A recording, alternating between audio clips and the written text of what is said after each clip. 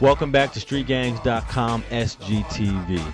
I caught up with Congresswoman Maxine Waters, who's been representing the 35th District in Los Angeles since 1991. Her district covers South Los Angeles, where many of LA's gangs are, and I caught up with the Congresswoman in South Los Angeles and asked her some questions about these gangs. Check it out. Okay, Los Angeles had about 650 plus homicides last year, and it's more than we've had in a long time. Yes. What do you think are some of the reasons why not just homicides and violence went up, but specifically gang violence has increased in the last couple of years in LA?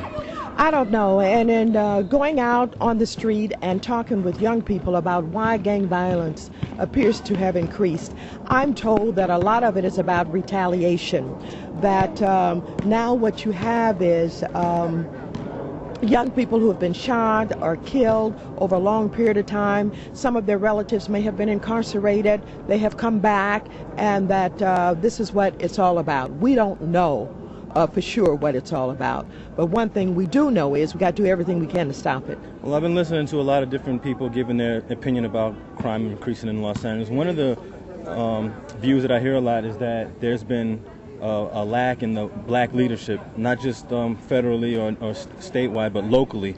Do you think there's any truth to the faltering black leadership locally here in Los Angeles? Well, I don't know what that means when it's a faltering black leadership. I mean, if one could be more specific, and if they could say leadership hasn't done enough to get appropriations for programs, they haven't done enough to support families, I don't quite know what that means. I think that African American leadership in particular is extremely responsible in the way that they fight for resources for the community. Whether you're talking about support for welfare, for poor families, support for the homeless. We're known as the big tax and spenders. We're known as the liberals who do this all the time, but we do it despite the fact it is not politically popular with mainstream politicians to do it, because we know that there is a lot of poverty and homelessness and mothers and fathers who may be incarcerated, and kids living with grandmothers, and so African American elected officials are extremely responsive and responsible. Okay. Well, I spoke to Chief Bratton about a week ago, and he said that 77th Division was the gang capital of the United States, and your district, or 77th Division, is mostly in your district. How does that make you feel as a congresswoman that the chief of police is actually saying, in other words, that your district is the gang or the crime or murder capital of the United States? Well, let me just say this. The 35th Congressional District, which most people don't know its boundaries, includes Gardena, Hawthorne, Lawndale, Westchester, all of the airport area, parts of South Central Los Angeles, and of course we have gang problems in parts of my district, as we have gang problems in the Ramparts. One time they were saying that the Ramparts was the gang capital of the world. I think sometimes when law enforcement is attempting to try and focus in and describe what is going on, oftentimes their descriptions are not exact. They are more general than not.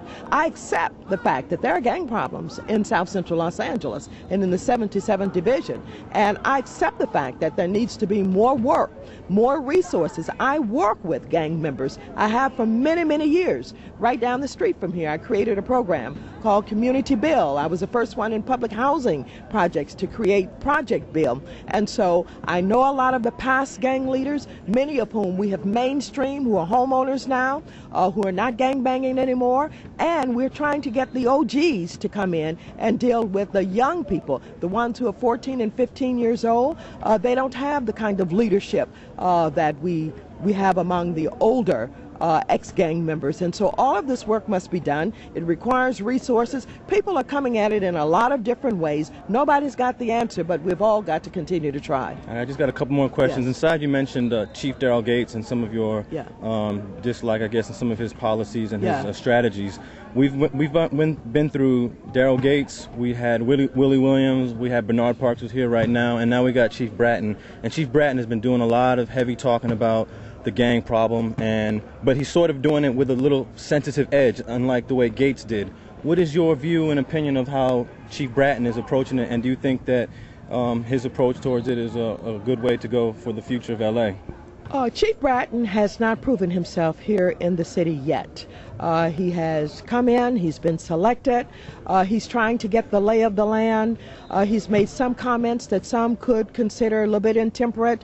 He has called in a lot of the leaders in different ways. Some of our young people who work in with gangs, Bo Taylor and Tona Muhammad, and these guys have all met with him.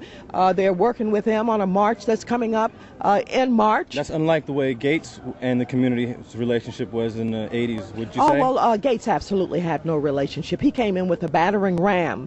Gates was the one who knocked down doors, even doors of innocent people, as he was trying to send a message about being tough and being in control. Even though this police chief attempted to describe what was going on before he really understood it, yes, he appears to be meeting with a lot of the right people. He's meeting with ministers as elected officials. We've met with him, we've talked with him, and so we're watching.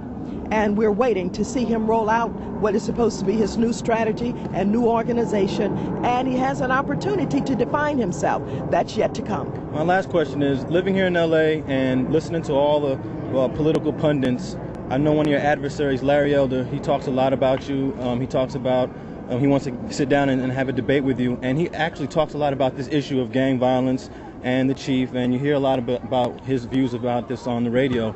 My question is, are you ever going to have a debate with him and have an intelligent conversation and maybe go on the show to talk about these same issues that I'm talking with you right now? I am an elected official and a public policy maker. I'm not an entertainer.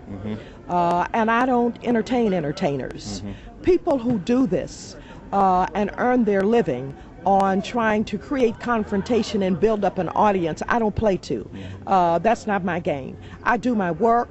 I go to the Congress of the United States, I debate the issues, I work in my committee, I deliver to my community, but I don't play the media game of entertainment. I'm not an entertainer. Well, I want to thank you very much for spending a couple minutes with me, and I wish you luck in the future of your Congresswoman position. Thank you so very much. Thank you. Rockin' it, yes he is.